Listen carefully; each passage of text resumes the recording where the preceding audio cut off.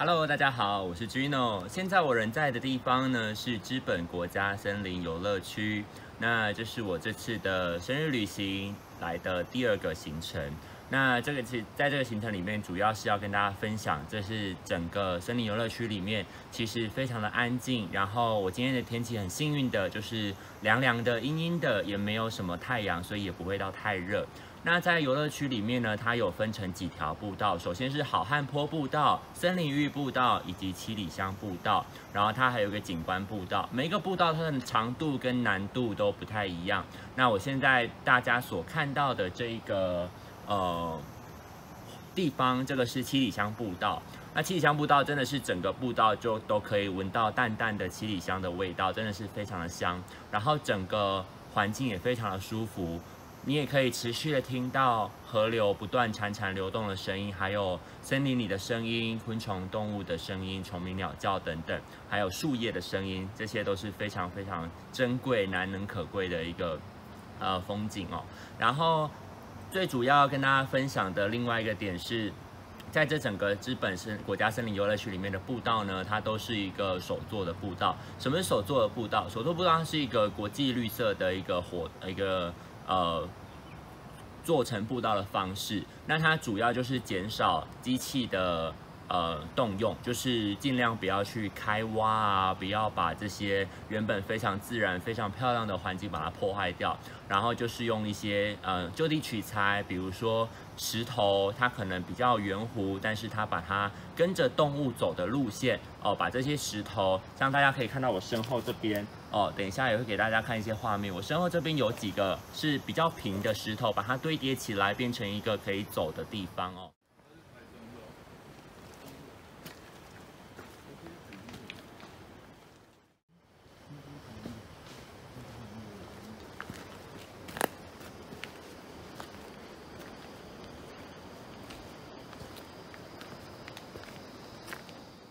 所以这样子的手作步道，用一个比较传统方式、敲打的方式，然后我们把这个步道来建制完成，也供人可以来行走，所以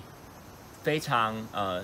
大量完整的保护到整个森林，然后保护到整个山。所以大家如果有来知本国家森林游乐区走走的话，你可以随意挑选一道呢你想要走的步道，随便挑选一条。那我非常推荐的就是森林浴步道以及七里香步道，因为整个环境都非常非常的自然，非常舒服。然后如果你想要体会一下，就是自己一个人的这个时间，然后感受一下大自然的生命力，都欢迎大家可以来到这个地方。门票也不贵，非常的便宜，然后几十块、100块有找。对，那也欢迎大家可以来这边走走玩玩。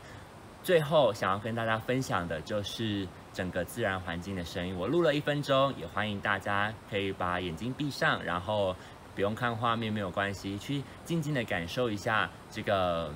整个环境的音响。但是因为我用手机录，所以它可能音质没有到非常的好，也请大家见谅。那也希望大家能够感受到我所感受的这种自然山林森林非常丰沛的一个生命力量。